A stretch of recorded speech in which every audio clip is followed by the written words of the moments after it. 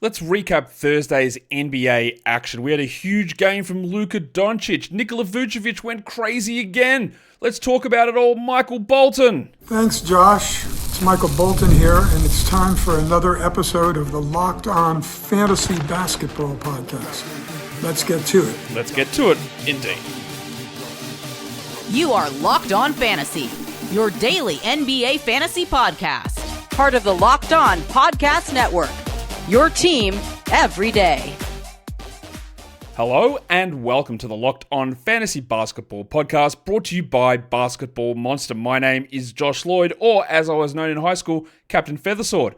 I'm also the lead fantasy analyst at basketballmonster.com, and you can find me on Blue Sky at joshloyd.bsky.social, on Twitter at redrock_bball, on TikTok at redrock_bball, and on Instagram at LockedOnFantasyBasketball. Today's episode is brought to you by FanDuel. New FanDuel customers can get $200 in bonus bets if your first $5 bet wins. Also check out LockedOnDaily.com and sign up over there. It's a free newsletter for your favorite team. You choose your team, you sign up, emails in 5 days a week, free, bang, news, there, done. Cool, easy. You can also double bang on this one. You listen to the audio, you come across, you saunter over, you jump into the video. I never actually say this, and I should say it right now. When we put the videos out, a lot of you know this, we do a live premiere. And in the live premiere, there's a chat. And the chat nearly always pops. There's a million is a lot. It's not quite a million. There are a lot of people that come in the chat. And we get, sometimes it's 1,000, 2,000 people in that live chat, all just talking, answering each other's questions, discussing the things of the day. So if you don't normally listen to the video, when we do the live premiere, which happens maybe 30 minutes, 40 minutes after the final game of the day, jump in. It's like it's literally just a chat room on the video on YouTube where people are just talking about their games. So this one here, you might be there already now. And if you listen to the audio now, you're too late for the premiere, but jump over.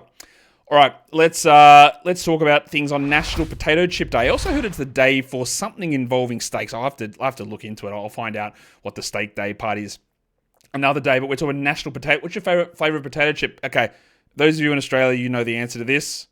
The answer to the best flavor of potato chip is Samboy barbecue. That is it's undeniable. It's not debatable. Second, I'll go. Probably honey soy chicken Red Rock Deli. Probably. But Samboy barbecue on top. What's your favorite potato chip flavor? Cool. Let's look at some news. And there is news. There is updates up the absolute wazoo. De'Aaron Fox. I don't remember which show it was on, and I can't be bothered to go back and find it, but I said to you, I am very, very certain that in the next 2 weeks, it was about a week ago, maybe 5 days ago, I said in the next 2 weeks there is going to be a Shams notification. De'Aaron Fox out for the season, finger surgery. So today we got the notification that De'Aaron Fox is out for the season with finger surgery. He's done. He hurt this finger back in training camp. And what I noticed that happened today, and one of the users on Basketball Monster pointed this out, is that he hit 62 games now. And 65 is the limit for NBA awards. But if you play 62 games and then you're ruled out for the season, and you've played 85% of your team's games at that point, then you still qualify. Not that Fox is going to get anything. I guess he's an outside shot at third-team All-NBA. But that's what happened. So, he's done. Now the question's going to be, who's the ad here? Steph Castle should just jump into the starting lineup. He'll somehow get more usage and probably be more harmful efficiency-wise. But it gives him more ball handling. I've said for a while, look out for Malaka Branham. Look out for Blake Wesley, who is at the moment ahead of Branham in the pecking order for deeper leagues. I have a lot of people go, man, does this mean we must add Sohan? We must add Champagnie? What about Keldon Johnson? I'm not sure that it does a lot for those guys. Honestly, they obviously play very different positions. And yeah, Vassell can slide down, play the 2. But I think it'll just be Castle that starts. And Vassell stays at the 3, Barnes at the 4. But what it does do, I think, is it means that Chris Paul will see the minutes come down. He won't probably last the end of the season.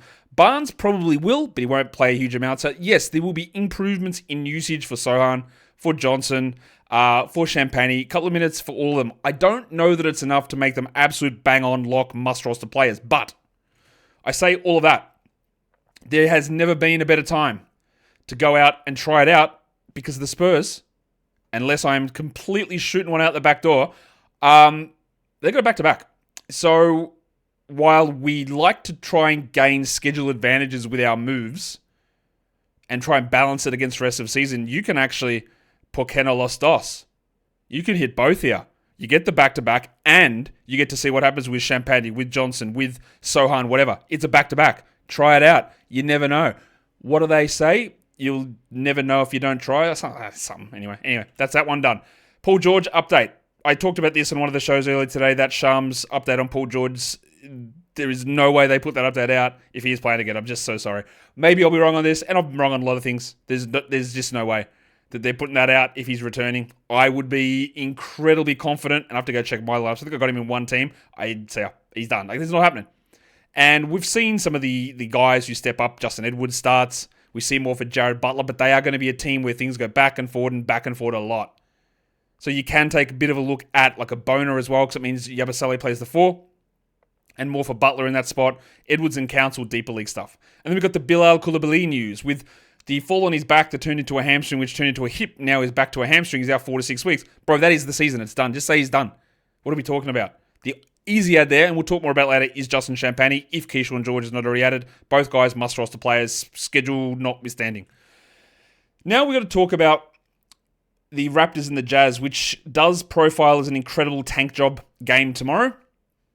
But we got updates to statuses, and I'm not really sure what to make of it. On the Raptors side, Pirtle is out. We got that one. Their Dick is out. Walter is out. Ingram is out, of course. Ingram's not coming back, by the way. He's not playing this season. But Barnes is questionable, and Quickly and Barrett are off the injury report. So, that mucks things up. The other thing, Jared Rhoden, waiver wire line of the night legend from yesterday, he's not going to play the next 3 games. He only has 7 games left on his contract, as we've detailed a million times, and he is out the next 3 games. So don't with him. No. I think that, yes, there's a little bit of a scarediness from the Raptors from the league.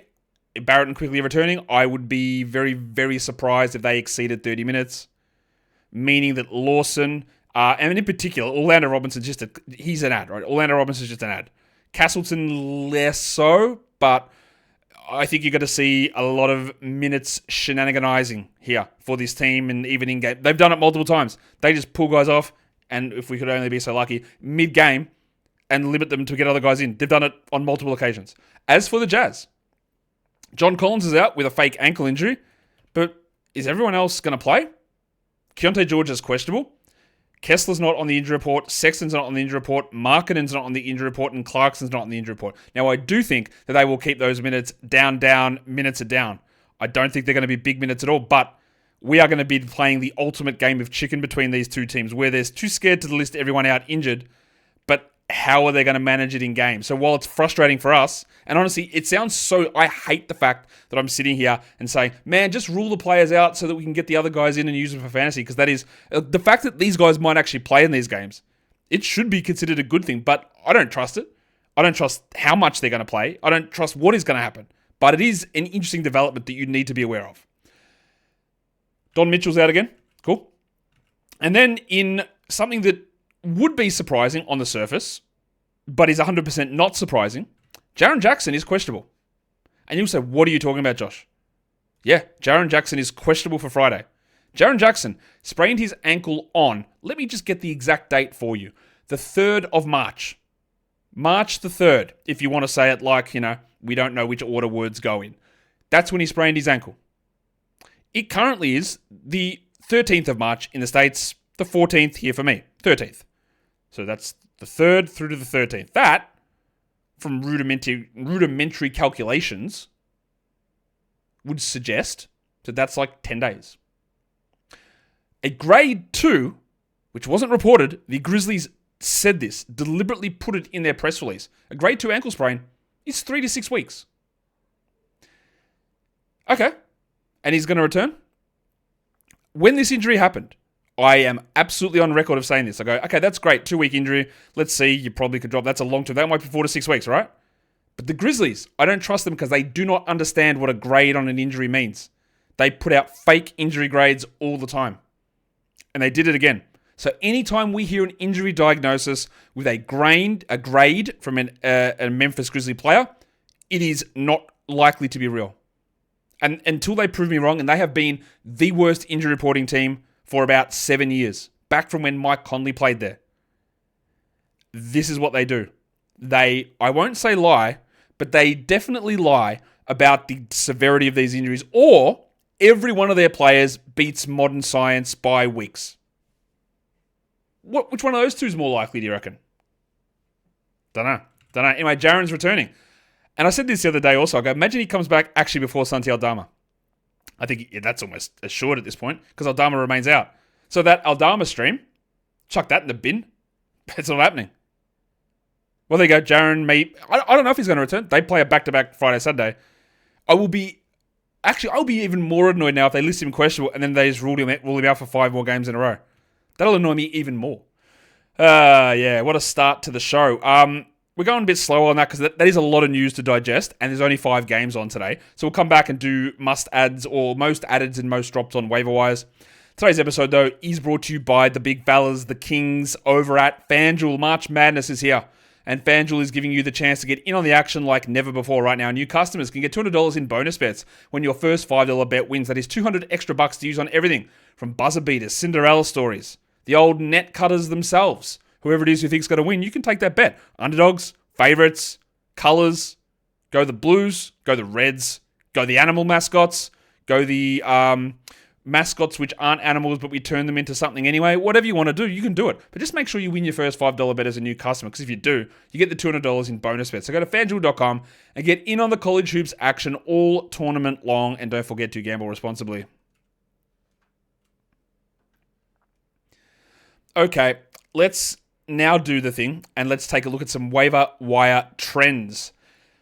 Who are the most added players the last 48 hours, in fantasy leagues? The number 1 is Keyshawn George. Totally reasonable ad. I like it. The next one is Dalton, number 17, pick legend connect. And I'm not against that. He was a part of my streaming plan, which, by the way, I'm an idiot. I'm an actual idiot. I gave the streaming plan on the show the other day and said one of the ones I did for the Thursday, Friday back-to-back was Dalton Connect. So that works okay. The other one I said I'll go with Cole Anthony. I go, but I'm a little scared of doing this because he's got an injury. They're saying that he's fine, but I'm a little worried about it on the back-to-back. Guess what? Late scratch today. That stream got absolutely cooked. So, I should have listened to my own advice. I should have been more worried about it. I was worried about it. I just didn't listen to myself. Idiot. Anyway, Dalton Connect, fine for the stream at the moment while guys are out. Not a high priority long-term guy, clearly, but for now, yeah. Kessler Edwards, he has got 2 games left. Well, no, he hasn't, but he's only got a couple left. Still no PJ, so we just roll with Kessler until Washington comes back at least. He's actually literally got 4 games left on his contract. So, for now, that's okay, but again, understand what you're getting yourself into, plus 2 games next week. Juice McBride, people have added... Yeah, that's an interesting call. I know he was very good yesterday, but they have 1 game in the final 4 days of this week. If you are talking playoffs right now, it's a horrid ad. It's a disgustingly bad ad. If you did it after Wednesday. Bryce Sensabaugh. Yep, I like his scoring is interesting, but what if he plays 15 minutes in the next one? This is the difficulty with trying to figure out these Jazzmen. I think we dropped Filipowski without any question. I don't think you worry about Sensabaugh. And then the next most added, Lawson, not Roden. AJ, which turns out to be a W because Roden is out.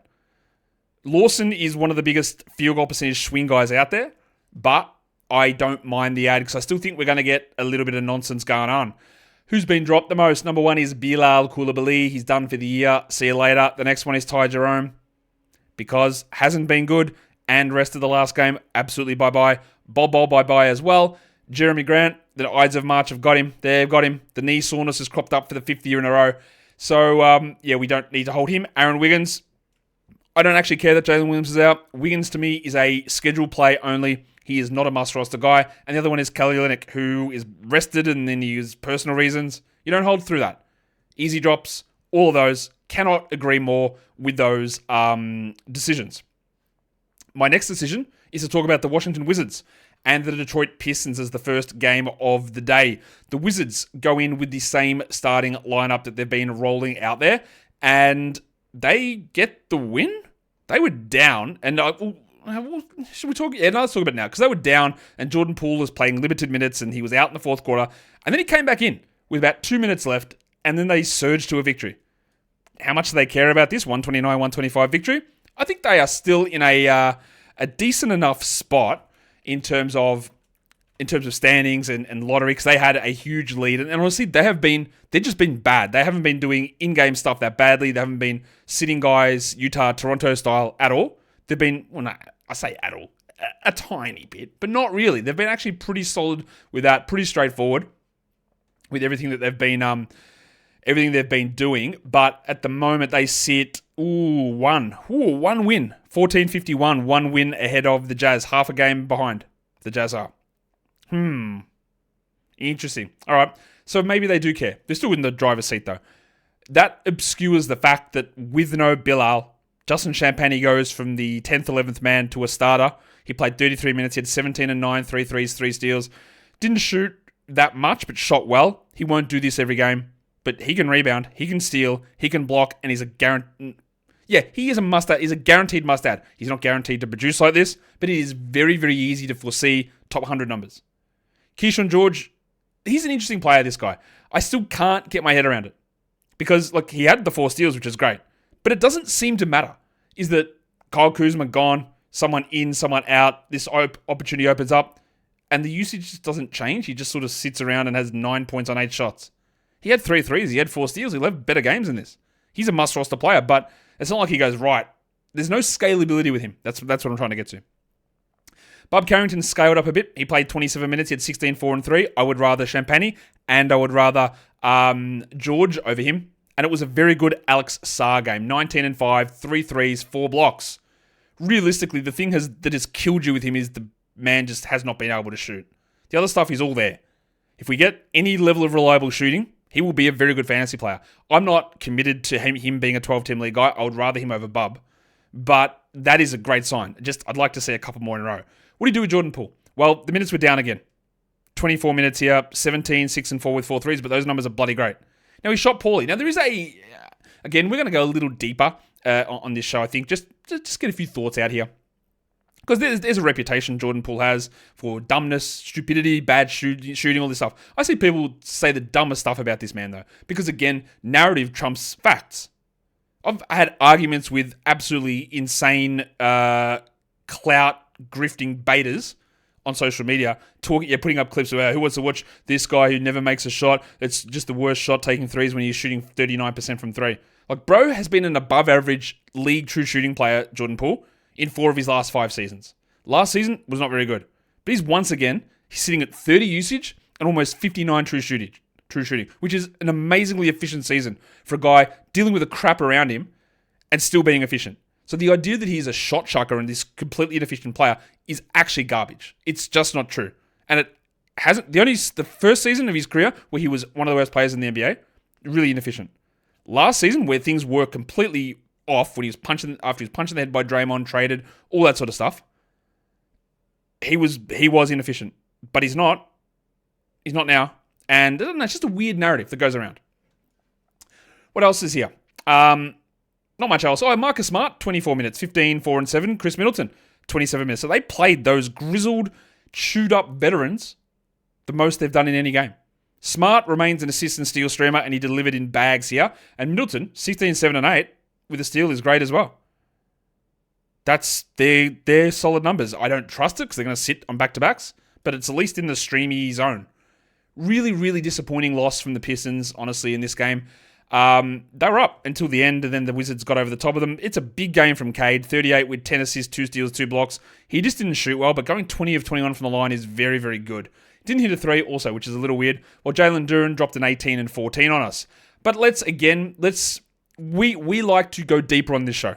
You know what this show is not. I am not going to be here and be a cheerleader. I'm not going to be here and see a player have a big game and go, yeah, let's add him. Because it's not about what happened. It's about taking what happened and moving it forward. I'm not here to just regurgitate things that get produced by coaches looking at you, John Blair Bickerstaff. Because at the time, JB Bickerstaff said, yeah, Sarr Thompson, he's actually off his minutes restriction. And everyone got excited. There were Reddit threads. There were Twitter posts. It was all celebrations. Oh my God, let's go. I've got the league winner. Right? That was the thought. And my thing was, yeah, I think this is bullshit. Because he'd already played 30 minutes in the one game that Tobias Harris was injured early in the season.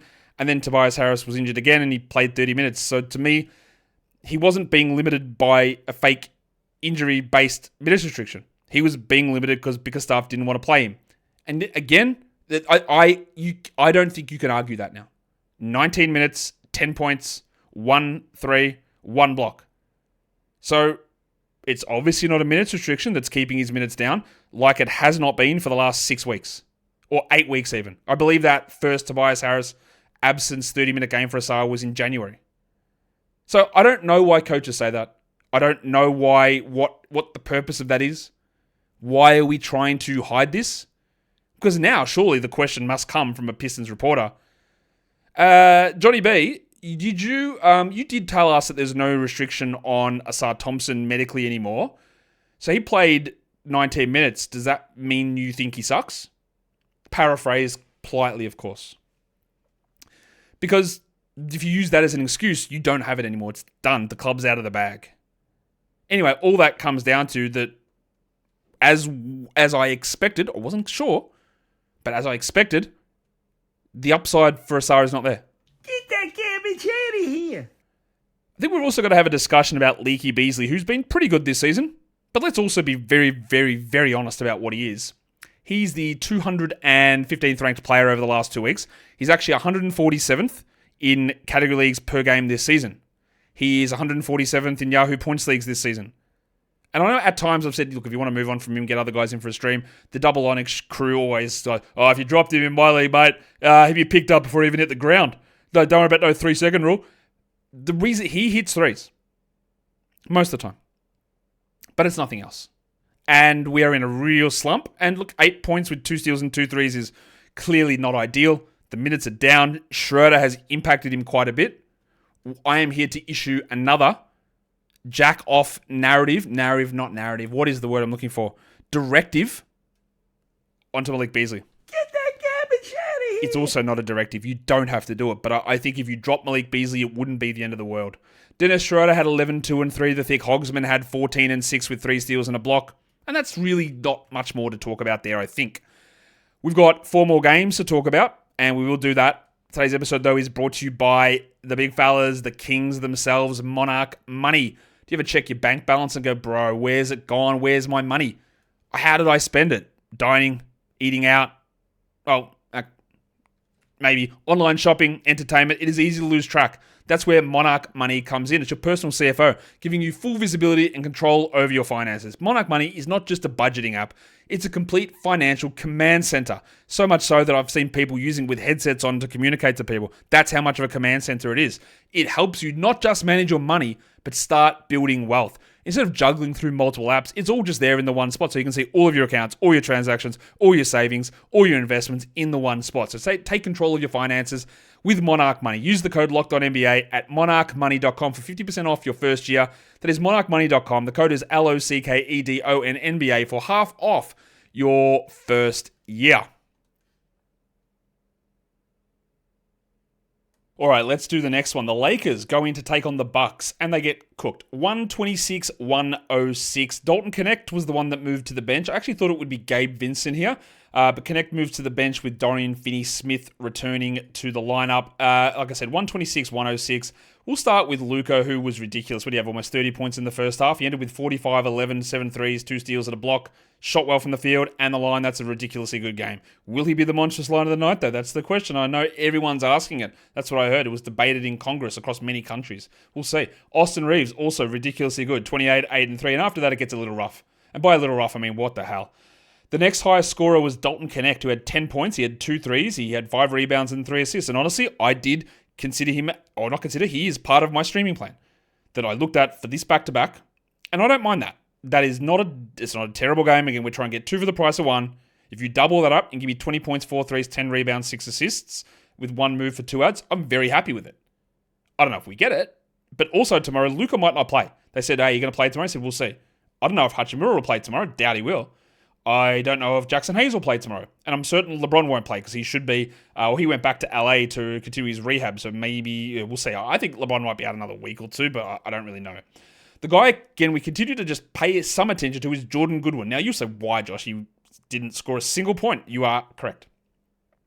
He's not alone on this team, but 4 rebounds, 3 assists, 1 block. But what I'm going to look at, he played 26 minutes. That's really interesting.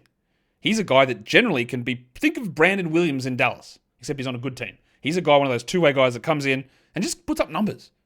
So we just keep an eye on him.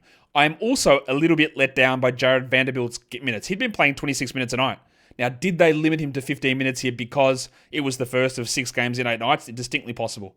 But 4 and 3 in 15 minutes is clearly terrible. Remember, though, if you add someone for a back-to-back and the first game of that back-to-back is bad, then you decide you're dropping them, you have wasted you've wasted the entire point of that. Because what advantage are you gaining here? Now, maybe you could say, I'm gaining the advantage. I know I'll get a Friday, Saturday back-to-back, and I'm still getting the extra game. But who's to say? Now, he might play 0 minutes, or he might sit completely. But what if he plays 25 minutes and has 10, 4, 4, 2 steals, 2 blocks? And then it's the accumulation, the aggregate of the 2 games while you added him. You didn't add him for 1 game. You added for 2. So see whether it makes sense. You very rarely want to switch someone out for another person where you're gaining no extra games played.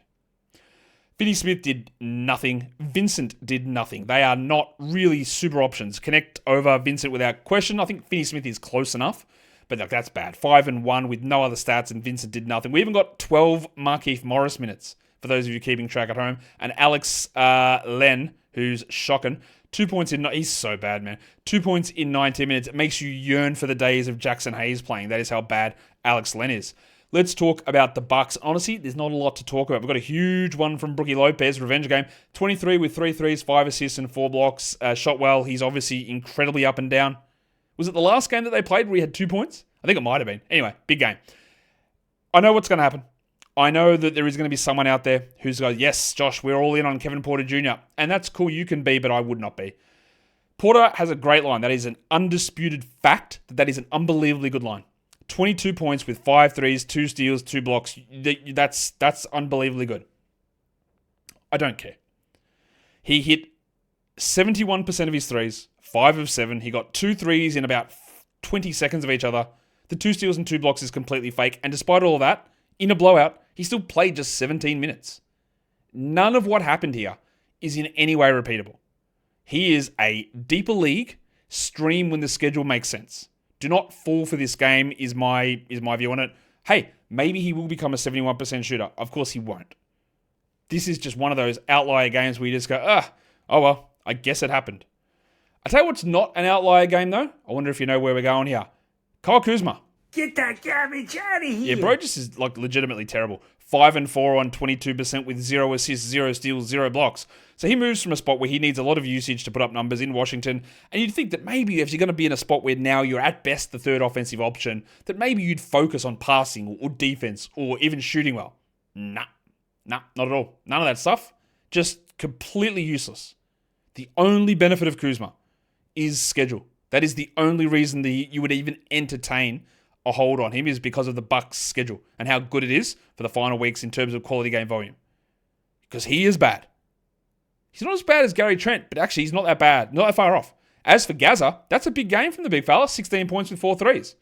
There's unfortunately absolutely nothing else going on. There is a combined 1 assist, rebound, steal, and block, and that is an assist somehow. He's useless in every other category, but he'll occasionally give you one of those. And Taurean Prince, someone asked me today on, I think it was the live mailbag, they were like, hey, how come Taurean Prince is just not rostered anywhere else? Because of this. 7, 4, and 1. He did have a steal and a block. He did hit a 3. He is a stream guy when you really just are in desperate straits, and he's a deep league guy. He's nowhere near anything close to a 12-team league guy. Doesn't even sniff it. Yanni had he had 24, 12, and 9, while Lillard had 22, 6, and 10. With 2 steals, and both guys relatively inefficient, especially Yanni for what he is. 47 from the field and 62 from the line. He's pretty smelly from the big fella, but they get the win, and it's an easy victory in the end. What about the next one? We're going to talk, as my thing just did not appear. Oh, no, here we go. We're right. What am I talking about? It's the Bulls. It's the Nets. 110 Brooklyn. 116 Chicago. D'Angelo Russell returned. Keon Johnson went to the bench. But who is this Cam Thomas, and what have you done with my Cam Thomas? 24 points. That's Cam Thomas. 32 minutes. 3 threes. All right, that all looks above board. But 6 rebounds, 10 assists, 1 steal, 1 block. Bro. All right, we're getting 10 assists now, are we? Yeah, he still was horrendously inefficient, shooting 35%, but 5 of 6 from the line. That's a very interesting development there from Cam. Still has his limitations, and I'd like to see 12 years of this in a row before I believe that he's a passer, but it happened. So we're interested. Cammy Johnson, 16 and 6 with 2 steals and a block, and Nick Claxton, 18, 14, 34 minutes. They are at no point here in the next couple of weeks. I don't think they're sitting anybody down. It doesn't appear that they'll sit guys on the back-to-backs occasionally, but they're going full steam ahead at the moment. I was wrong on them. I thought that post-All-Star break, after they didn't make trades, they just limit some of their guys quite a bit. Hasn't really happened at all. Very interesting. D'Angelo Russell, though, they keep limiting because, you know what? He's a self-limiter. He's shit, so the coaches doesn't have to play him. 4, 3, and 4 in 25 minutes. 2 more games this week on a back-to-back. He'll play one of them. You know what you're doing with that, yeah? Unless, again, you added him because of the 5 games and that's banked into your move budget. But you wouldn't have because he was never playing 5 games. So, yeah, we don't roster him. Keon Johnson, absolutely no way. 2 points for him while Zaire had 11 and 4. Stream guy only, absolutely not a must roster. And the same goes with Day'Ron Sharpe, although that's a really good Day'Ron Sharpe game. The same caveats. Now, he will play all games. The caveats apply there. If you added him because you're getting 5 games out of it, you don't drop when there are 2 more left over the final 3 days. That defeats the whole purpose of it. And the reason to have someone like this is just volume accumulation. 7 and 6 with 1 steal and 2 blocks. Obviously, in isolation, doesn't get it done. But volume, it does. Tyrese Martin, hey, I talked about him the other day. 19 with 5 threes, 54% shooting. I don't really trust it in any sort of concrete manner. And there's no Noah Clown in this one as well, by the way. And there are random guys who could chump back in at any point, like an Ebouan or a Maxwell Lewis. And they will have opportunities at some point to get some extra games in. But Martin at the moment doesn't have contract restrictions. He's a very good deep 2018-16 team league guy. Honestly, not bad in a 14 as a stream guy. He's an interesting player. I like him better than Jalen Wilson, who is just terrible. I thought he might have a chance. I didn't like him as a prospect. I thought he showed a few things last season. Thought he had a chance this season, but man, he's just been really bad for most of this year. Let's go to the Bulls side of things because we did get the return of the big fella. Nikola Vucevic moved back into the starting lineup. Zach Collins went to the bench. We had Kevin Huerter replacing Josh Giddey. Got to keep the white quotient up, I guess. And let's talk about Vooch, the GOAT, who played 23 minutes and had 7, 3, and 3 and didn't play in the fourth quarter because Billy Donovan said he liked what the group that was in there was doing. Oh, okay. All right. So, well, I'm not going to do a breakdown on Vooch now. We'll do that in the off season. But is 23 minutes what he's doing? I don't think so because they said pregame 28 to 30. Is he bad and a really poor defender and lets the other teams do a lot of things that they shouldn't be allowed to do? Yeah, that's always been the case. I would try to hold him. The problem you now run into again is the Bulls only have 1 more game this week. But if we get a pattern of this, he has been outside the top 100 for weeks now. And I know that you'll look at a Yahoo number, you'll see a full season number, go, that's not true, Josh, is this highly ranked? That honestly doesn't really matter when you're dealing with what is happening right now. It doesn't matter if he's top 10, top 15, top 30, top 50, top 70. If you've been delivering me top 130 value for the last 6 weeks, then the decision has to be made whether it's a hold. And I would hold for now. But it looks bad. As for Fanapants, he had 18 and 9, 44%, 33 minutes. That's pretty good from Kevin Huerter. I'm not convinced on it. Also, if you want to get into stuff, the Bulls, the doubtful tag on Josh Giddey, guess what ruled out today? Oh my God, what? Wow. Why this idiot franchise continues to do this repeatedly, I'll never know. I have no idea what they're doing. But they did it again. It was as obvious as dog shit. I just don't get it. Huerter is streamable without being a must roster, and the same goes with Trey Jones. Now, that is an incredibly good line from Trey. 18, 7, 6, 3 steals. And I think that there is a distinct possibility here that Lonzo just doesn't come back at all from this wrist that he re-injured from earlier in the year. But as soon as Giddey comes back, I don't see Jones being able to do this. I mean, he could, because Giddey could just replace Huerter, and Jones is on a nice little run. But I've also seen Trey Jones as a starter before, and he's never been a high priority player. At the moment, it's going well, and you love that. But long term, I'm not fully there. Kobe White, 31, 7, and 4. Is he going to parlay an incredibly hot end to the season into an overdrafting next season? Yeah, probably. And then Matas Bazelis played 15 minutes. Cool. As they strive for the 10 seed. Pat Williams played 23. Julian Phillips played 34. And that was a very good Phillips game. 16, 7, and 5. And he looks better the last week or so. I don't think Phillips is into the 12-team discussions. If I'm in 16 teamers, I'm a little interested, and then we'll see what happens. But now that Phillips, Williams, and Buzelis are all eating from the same pie, it's a little hard to get excited about any of them. Zach Collins, again, 25 minutes, played over Vooch down the stretch. Was he good? I would say he was fine. 9 and 8, a steal and 3 blocks. But again, he took 4 shots. It required a weird scenario where Vooch didn't close the game, and I do not believe that it will be the thing going forward. And if you drop Zach Collins, it is entirely the correct move. Don't worry about it. 1 more game this week, 3 more days left this week. Don't worry about it if you dropped him. I wouldn't be scurrying back to get him. He could easily just play 21 minutes next game. But what is clear is that he has now taken over from Jalen Smith as the backup. For reasons, I think they're both bad players, just to be clear. I don't think either of them are good. But just a weird sort of development, because again, Smith was that guy. Got a concussion, and then Billy Donovan's gone, sorry your head got smashed in, but you're just not going to play anymore? We've got the other guy now. It seems a little unfair. Oh well. Life's unfair. Let's talk about the next one, the Orlando Magic. And the New Orleans Pelicans. The Magic went at 113-93, easy win for our boys. Paolo Banchero, he was awesome at halftime. The line at the end is not quite as good, but who cares? 34, 11, and 4, 4 steals, 4 threes, 1 block, 63 from the field, 100 from the line. I don't know. I used to pray for times like these. I can't believe my life. Franz Wagner, 27 and 6, 5 assists, big game from him as well. And then we got rug pulled on Cole Anthony. Off the injury report, totally fine to go. Late scratch, Corey Joseph. 12, 6, and 3 for Joseph with 2 steals. Bro, why is this man playing? Anyway, he played. Don't read into it. Don't add him. Even if he starts in the next game, I don't think Corey Joseph is worth the look. What it does again show to me is that they do not believe in Mr. Black, like at all. And once again, I am not precluding Anthony Black from becoming a serviceable player.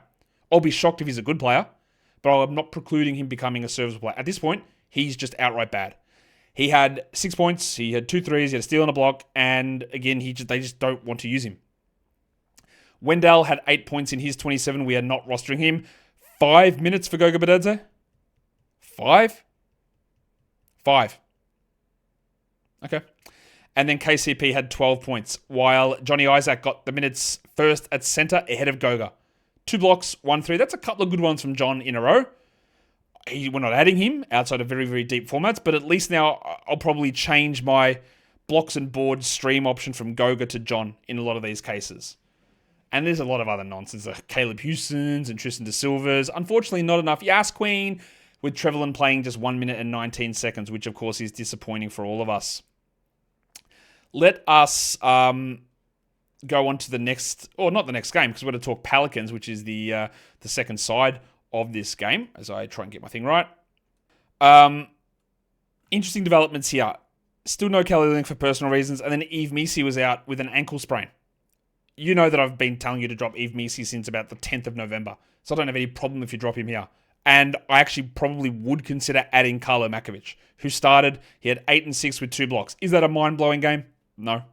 No. It's not very good at all. It's fine. It's not very good. But if Olynyk's going to be out, if Missi's going to be out, Makovic is going to get chances. And chances is what I'm into. I hate that they played Mo Bamba 26 minutes.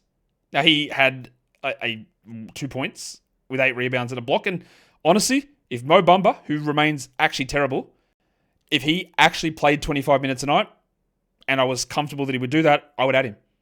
But he's a 10-day contract, he's bad, and I don't think he will do it. And then we got a CJ McCollum masterclass. At halftime, he had 1 assist. That's it. No other stats at all. 1 assist. And you know we've had a running joke on this show about CJ going, hey, there'll be random games, and he has these random games where he shoots 19 of 20 from the field and then has 7 blocks. And the next game he goes 1 of 24 from the line. Just the random what are you doing games. So we get 9, 2, and 4 on 30% shooting. Bro has been like, how would you rate CJ McCollum's season this season for fantasy? I would say it's been about bang on what I thought, and that is a guy that got overdrafted by about 4 rounds and should have been in the 100 range, but got picked in the 70s in a lot of spots. And over the last 2 weeks, he's 120th. I don't know that he makes it all the way through to the end of the season. We know that he's resting back-to-backs. But if you're in a 10-teamer, if you go shallow into 8s, no way that I'm holding him in that spot. None. 10's debatable. I just want them to try Jose Alvarado in a larger role. He was great here, 12, 2, and 4 with 3 steals, but it's just not consistent enough. And outside of steals, I don't really believe the other stuff. Zion had 20 and 8. Trey had 17, 5, and 2. They're fine. They're not their best games, but fine. We got 26 Jeremiah Robinson-Earl minutes for those of you keeping score at home. And then Bruce Brown started again for, reasons I have literally no idea. He had 14 minutes for 0 points. Bruce Brown's fall off has been immense. Got the title, key piece for the Nuggets, signed the big deal, and has been absolutely... Maybe that is like the ultimate example of a contract year. Or his knees just turned into cookie dough or something. I don't know. He's been absolutely dreadful. Speaking of dreadful, Jordan Hawkins had 11, 0, 1, and 11 points doesn't seem dreadful, but he just cannot push into being even a mediocre player. He is a 3-streamer at the very best in certain spots, but there's still been nothing from him that I've seen that makes me think future star, future starter, future sixth man even. Not really an interesting sort of season from him at all, to be honest. Let's do the last game of the night. The Warriors, they cooked them. They smashed the Kings 130-104. The Sacramento Kings did roll the same starting lineup because Domantas Sabonis was still not ready to return. There is a chance. He did fully practice Wednesday. There is a chance he plays tomorrow, but he wasn't available here in this one. So let's talk about the man who's been putting up some pretty good numbers as a replacement, Jonas Valanciunas. And it's rough, isn't it? JV played 14 minutes. He had 5 points. He shot 28%. He did have 9 rebounds, and he was benched in the second half for Trey Lyles to start over him. Now, there are a couple of things here with this. Now, you'll look at this and go, bloody hell. Oh, my God, I've got to drop him now. Like, yeah, of course. Like, his value was literally only there because Sabonis was playing. The second thing is that this is just a horrible matchup. We've seen big, lumbering, slow centers get cooked against the Warriors many, many times. And that is exactly what Valanciunas is. The thing about Valanciunas was, he was a drop to me on Monday. But if you held through to today, you did it for the back-to-back. Now, I don't know what happens tomorrow. This was the day where I thought maybe we get 26 minutes out of him. And then maybe 15 tomorrow. But I don't know that Sabonis is in or out tomorrow. So, as always at this time of the year, dropping someone because you added or you held because of a back-to-back or whatever, in the middle of that back-to-back, you got to make sure you're getting something good out of it. Because again, tomorrow, he still might start. He might play 28 minutes tomorrow. And then it would be a waste of a drop. Now, after that, easiest drop of all time. You're not holding when Sabonis comes back as a general rule. He's the 15-minute-a-night backup. But if you've already got him on your roster, if you are going to drop him for tomorrow, you've got to make sure you're getting a big benefit out of it. So, remember that part. As for Lyles, fine. 11 and 5, 2 threes, but also don't care. Not adding him for one game this week in a game where he might play 12 minutes coming off the bench. He was literally out of the rotation. DeMar DeRozan had 23, 5, and 7. Yeah, whatever. Pretty good game. Zach LaVine, not very good. 6 shot attempts. He shot 83%, but he shot it 6 times. He had 14 points with 4 threes, and it was a very strong game from Keon Ellis. I'm not sure I care that much. And I'll tell you why. He had 18 points with 3 threes in 28 minutes. That's great. And look, every Kings person in the world will keep telling you, oh, but he should get more minutes. But you know what? He doesn't. At some point, he just needs to get those minutes. He had a pretty good game here.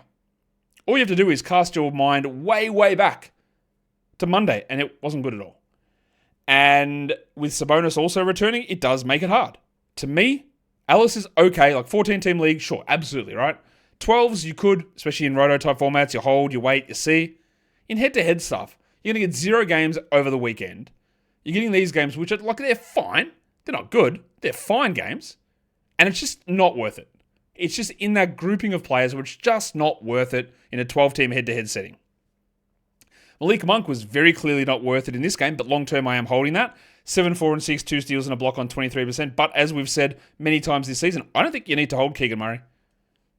Same rules as everything I just said about Valanciunas, about if you've got him, you've got the game there tomorrow, it's free already.